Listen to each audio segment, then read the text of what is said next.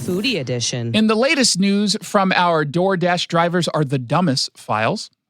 We have this story coming from Cairo 7 TV. It's out of Tacoma, where a family's home address is falsely listed as a Popeyes. What's happening is our house is pinned as a Popeyes restaurant that's new. So when you go into DoorDash on their app, you're looking for Popeyes near Tacoma, and you're like, ooh, I didn't realize we had a new Popeyes at this location. It's only a 7-minute drive from me. So you put in your order. I'll have chicken and coleslaw. The DoorDash driver then goes to this home that is very clearly a home. It almost looks like a rural, you're driving up a gravel driveway to get to what is very, very, very clearly a house and not a Popeyes. And these dummies are knocking on the door trying to get an order. Now, I will go with you if the complaint is a whole bunch of people are driving by and we don't expect this because they think we're Popeyes. It's so weird. But now I'm questioning the intelligence of quite literally any dummy who parks the car, gets out of the car, walks up to the home, knocks on the door, and asks for chicken. How do these people not understand that this is an error? I'm talking about the DoorDash people. How do they go through with knocking on the door instead of just calling up their DoorDash boss, their supervisor? Hey, yeah, the address that you sent me to is clearly a house, and I don't want to disturb this family that's probably living there wondering why I'm already sort of hanging outside of their house. What would you like me to do? How dumb must you be, with all due respect to the dum-dums? Because I've been going after DoorDash drivers for a while now. They're just the worst.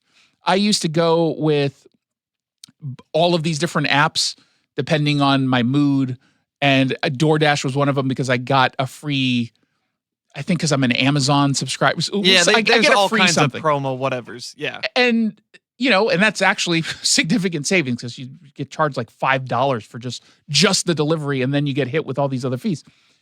They are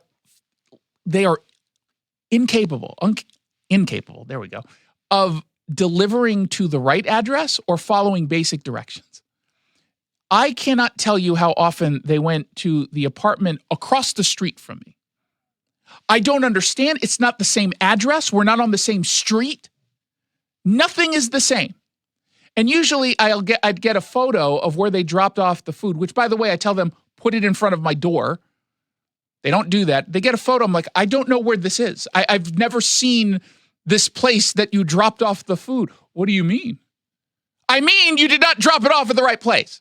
And so I totally believe that this is happening because the drivers there are the worst. Now, Jesse and Cody, they're the homeowners. They spoke with Cairo 7 TV. They said this is happening a lot. So we've had cars pulling in and out of our driveway for the past 2 weeks. About 30 drivers by now. 30 drivers! How many people are ordering Popeyes? Popeyes is great. It's all right. The couple contacted DoorDash a bunch of times saying, hey, can you idiots fix this? Because this is absurd. Come on now.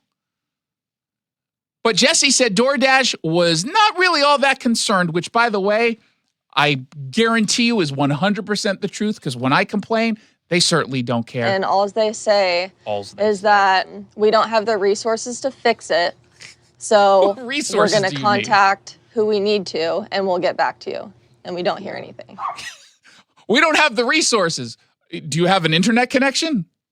You're an app-based business. You can't just go into the back end and could you submit a ticket to your tech team and say, hey, let's update this?